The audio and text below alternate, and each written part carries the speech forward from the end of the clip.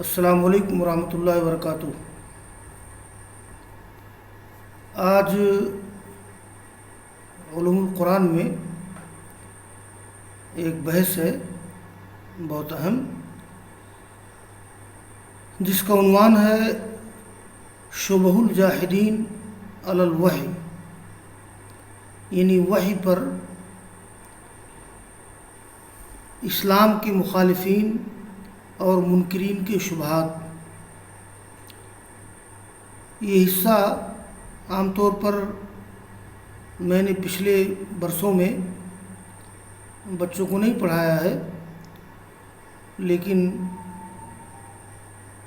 شیخ منا قطان کی کتاب اور اس کی عبارتوں سے صرف نظر کرتے ہوئے میں اپنے انداز میں بہت اختصار کے ساتھ وحی پر اور قرآن کریم پر جو شبہات ہیں قدیم و جدید زمانے میں ان شبہات کا ذکر کر کے اور سنجیدگی سے دلائل کی روشنی میں اس کی تردید کروں گا انشاءاللہ۔ مصنف نے اس بحث کا آغاز کیا ہے کہ قدیم و جدید دور میں جو جاہل لوگ ہیں، اسلام کے شدید مخالف ہیں، انہوں نے وحی الہی پر بہت سے شبہات پیدا کیے ہیں، حالانکہ وہ شبہات لغو، مہمل اور مردود ہیں۔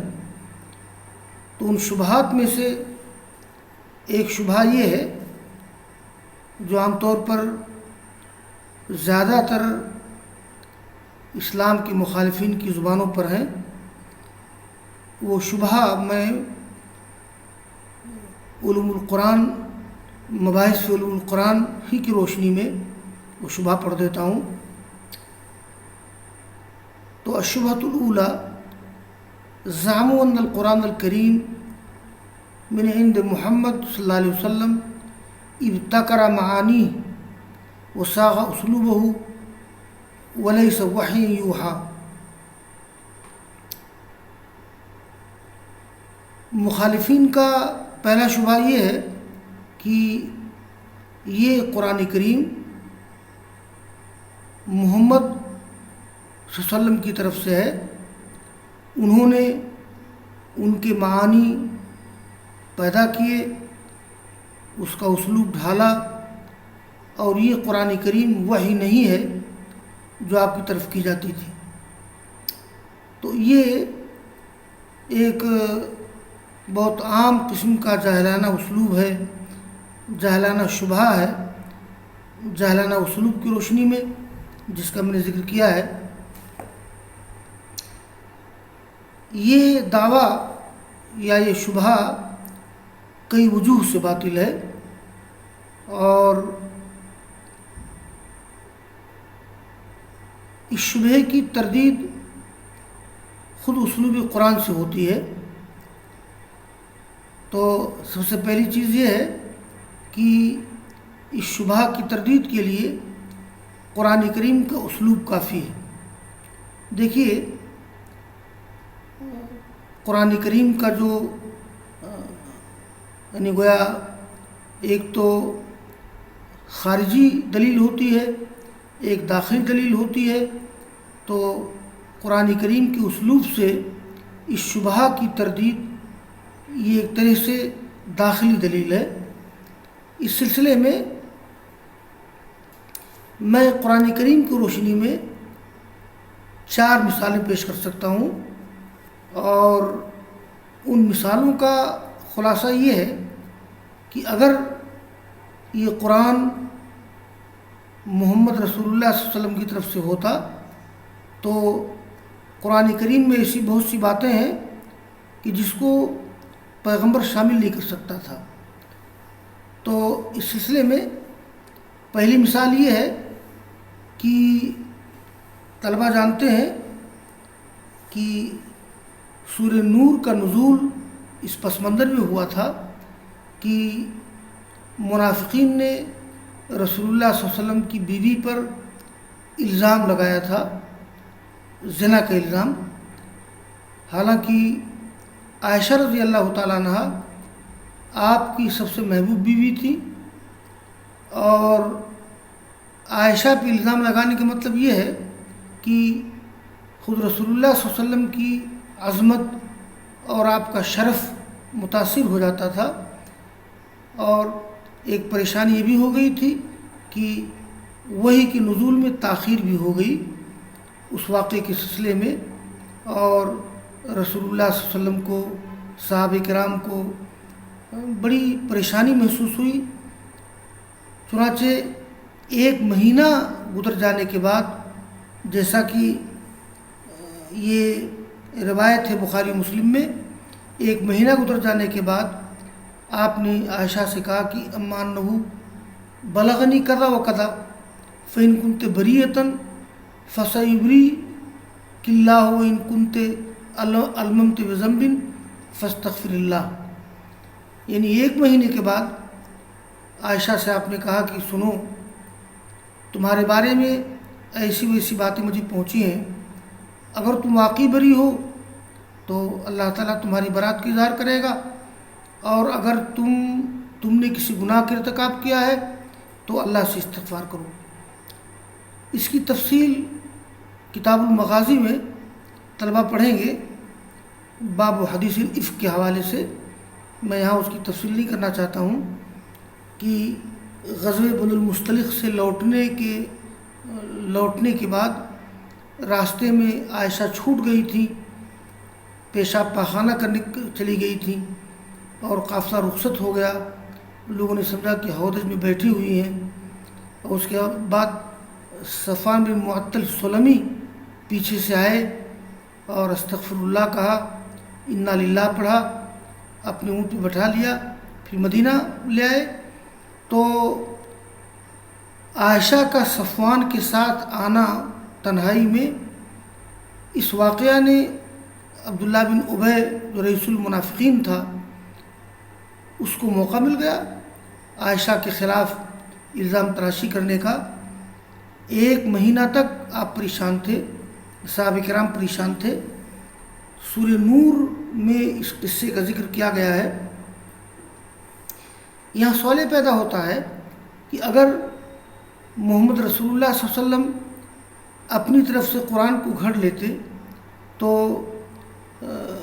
اپنی بیوی پر الزام کا ذکر کرتے، ایک مہینہ پریشان رہتے، یعنی آپ کی چہیتی بیوی پہ الزام لگایا گیا اور آپ نے اس کا بھی ذکر کر دیا، تو یہ عقلاً غیر ممکن ہے کہ ایک شخص اپنے کلام میں خود ایسی باتیں ذکر کرے جس سے اس کی بیوی کا تقدس مجروح ہو اور خود اس کی عظمت زمین بوس ہو جائے۔ اسی لیے قرآن کریم نے یہ بات کہی ہے کہ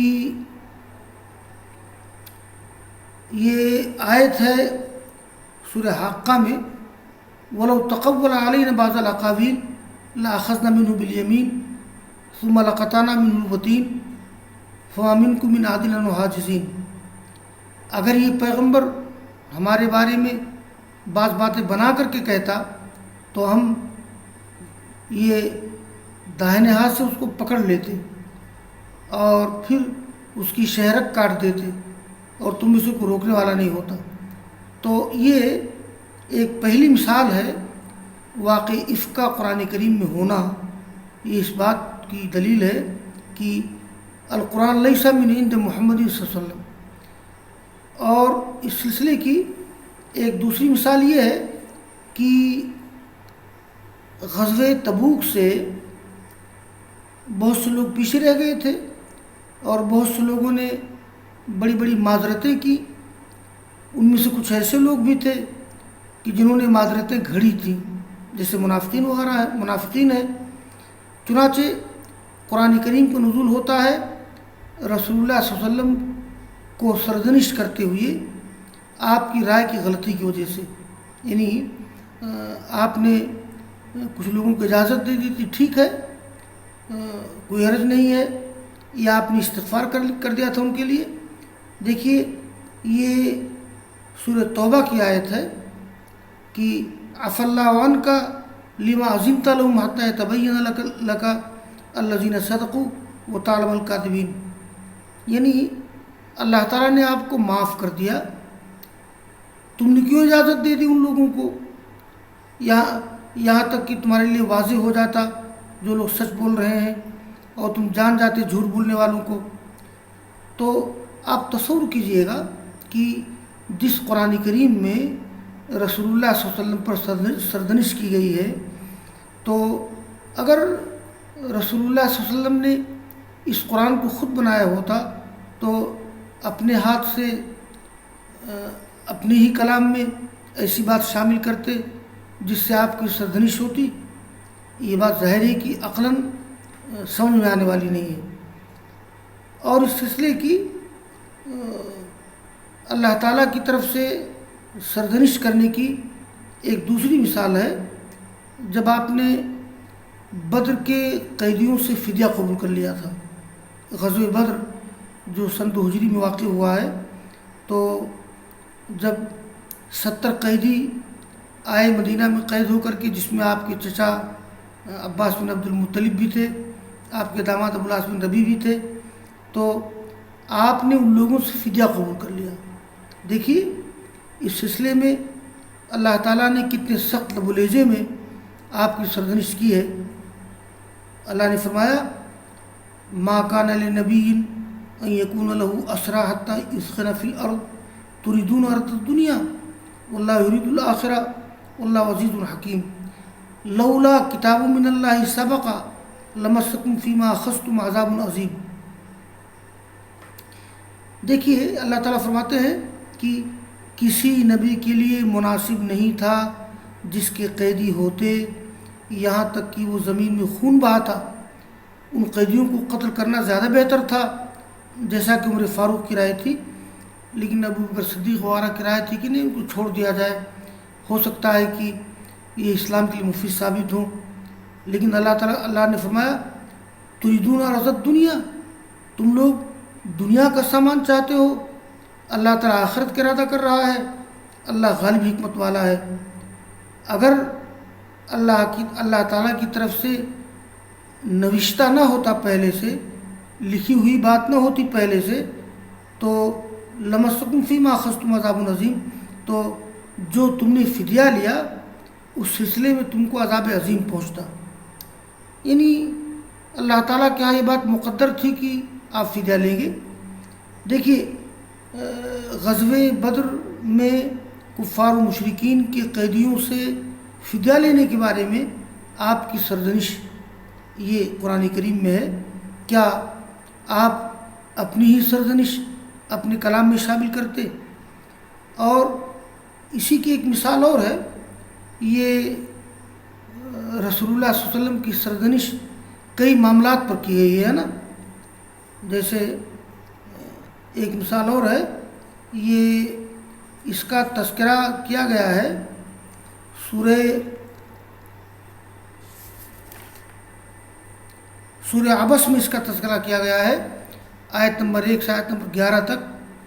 یہ معاملہ یہ تھا کہ عبداللہ بن مکتوم رضی اللہ تعالیٰ عنہ ایک بار آپ کے ہاں تشریف فرما تھے، اور ادھر اکابر قریش کا ایک گروپ آپ کے پاس آیا، تو آپ انہیں دن کی دعوت دینا چاہتے تھے۔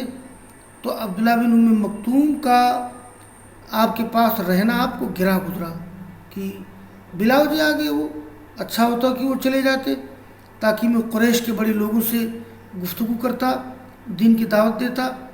اس پر اللہ نے آپ کی سرزنش کی ہے، عبس وتولی ان جاءہ الاعمی وما یدریک لعلہ یزکیٰ او یذکر فتنفعہ الذکریٰ اما من استغنی فانت لہ تصدی وما علیک الا یزکیٰ واما من جاءک یسعی ویخشی فانت عنہ تلہی کلا انہا تذکرہ۔ یہ سورہ عبس کی آیات ہیں۔ آپ دیکھیے کہ ان آیات میں اللہ تعالیٰ نے کتنے سخت لب و لہجے میں آپ پر سرزنش کی ہے اور آپ کو ڈانٹا ہے۔ کہ عبس و تولی، اس نے منہ بسورا، اعراض کیا کہ آپ کے پاس ایک نابینا آ گیا۔ علامہ سے مراد عبداللہ بن مکتوم ہے۔ تمہیں کیا معلوم ہے کہ امید ہے کہ وہ پاکیہ حاصل کرتا یا نصیحت حاصل کرتا تو اس کو نصیحت فائدہ پہنچاتی، اور رہا وہ شخص جس نے اعراض کیا، آپ اس کے پیچھے پڑے ہوئے ہیں، آپ کی ذمہ داری نہیں ہے اگر وہ نصیحت نہ حاصل کرے، اور جو شخص آپ کے پاس آیا ہے دوڑتا ہوا، وہ اللہ سے ڈرتا ہے، آپ اس سے اعراض کرتے ہیں۔ سن لیجئے، بے شک نصیحت ہے۔ یہ اللہ تعالیٰ کی طرف سے آپ کو تنبیہ کرنے کی، سرزنش کی 3 مثالیں ہو گئی ہیں۔ تو ایک تو غزوہ تبوک سے پیچھے رہنے والوں کے بارے میں آپ کو سرزنش، اور غزوہ بدر میں جو قید ہو کے آئے تھے کفار و مشرکین، ان سے فدیہ لینے کے بارے میں آپ کی سرزنش، اور عبداللہ بن مکتوم سے اعراض کرنے کے بارے میں آپ کی سرزنش۔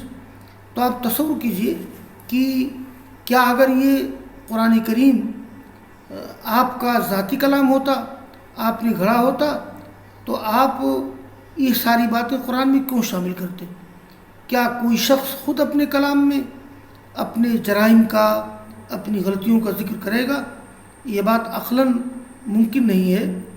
تو یہ جو پہلا شبہ تھا کہ یہ قرآن کریم نبی نے خود گھڑ لیا ہے، تو داخلی طور پر اس کی تردید یہ اس طرح سے ہوئی ہے کہ اسی قرآن کریم میں عائشہ رضی اللہ تعالیٰ عنہ پہ الزام لگا، سورہ نور کا نزول ہوا، تو آپ اپنی بیوی پر الزام کا ذکر تو نہیں کر سکتے ہیں، یا 3 مواقع پہ آپ کی سرزنش کی گئی، آپ کو ڈانٹا گیا اللہ تعالیٰ کی طرف سے، آپ کو اللہ نے معاف کیا۔ یہ ساری باتیں آپ کیوں شامل کرتے اگر یہ آپ کا کلام ہوتا؟ تو یہ شبہ کہ القرآن من عند محمد صلی اللہ علیہ وسلم ابتکر معانی وساغ اسلوبہ ولیس وحی یوحی، یہ بات بالکل درست نہیں ہے۔ عقلاً اگر آدمی قرآن کا مطالعہ کرے گا، اور اس سلسلے میں ایک اہم بات یہ ہے کہ رسول اللہ صلی اللہ علیہ وسلم بچپن ہی سے حسن اخلاق میں، عادات و اطوار میں، قول و عمل کے اخلاص میں، اپنی صداقت میں معروف تھے۔ خود قریش مکہ کے ہاں یہ بات معروف تھی کہ آپ کے اخلاق اچھے ہیں، آپ کے اطوار اچھے ہیں، آپ کی باتیں درست ہیں، آپ کا عمل سچا ہے، آپ جھوٹے نہیں ہیں۔ الصادق الامین کہتے تھے، یعنی آپ کے بڑے بڑے دشمن بھی آپ کو الصادق الامین کہتے تھے۔ چنانچہ آپ دیکھیے کہ یہ جب لوگوں نے آپ کو قتل کا منصوبہ بنایا تو اس وقت کیفیت یہ تھی کہ مکہ کے بڑے بڑے مخالفین، آپ کے بڑے بڑے دشمنوں کی امانتیں آپ کے پاس رکھی ہوئی تھیں۔ ایک طرف آپ کے عظیم ترین دشمن تھے، اور دوسری طرف آپ کی صداقت پر، آپ کی امانت داری پر اتنا بھروسہ تھا کہ آپ کے پاس امانتیں رکھتے تھے۔ تو ایسا پیغمبر جس کی یہ اوصاف عالیہ ہوں، جیسا کہ کفار و مشرکین کو اعتراف ہے، وہ پیغمبر جھوٹ کیسے بول سکتا ہے اللہ تعالیٰ کے بارے میں کہ اللہ نے میرے اوپر وہی نازل کی ہے؟ لہٰذا ان عظیم صفات کا حامل شخص کی صداقت اور امانت داری، جس کی شخصیت کا تاج ہو، ظاہر ہے کہ غیر ممکن بات ہے کہ وہ اللہ تعالیٰ پر جھوٹ بولے اور وہ کوئی کتاب گھڑے۔ چنانچہ اللہ نے فرمایا ہے، سورہ یونس کو آیت ہے، قل ما یکون لی ان ابدلہ من تلقاء نفسی ان اتبع الا ما یوحی الی، یعنی اے نبی کہہ دو مجھے اختیار نہیں ہے کہ میں قرآن کریم کے کسی حرف کو، کسی لفظ کو اپنی طرف سے بدل دوں، میں تو صرف اس وحی کی پیروی کرتا ہوں جو میری طرف وحی کی جاتی ہے۔ تو یہ مخالفین اسلام کا پہلا شبہ تھا کہ یہ قرآن کریم محمد صلی اللہ علیہ وسلم کی طرف سے ہے، اور میں نے داخلی قرآن کریم کے داخلی اسلوب کو لے کر کے، آپ کے اوصاف عالیہ کو لے کر کے میں نے اس کی تردید کی ہے۔ یہ پہلا شبہ ہے۔ انشاءاللہ کل اسلام کے منکرین کا دوسرا شبہ قرآن کریم کے بارے میں ذکر کیا جائے گا اور اس کی تردید کی جائے گی۔ وآخر دعوانا ان الحمد للہ رب العالمین۔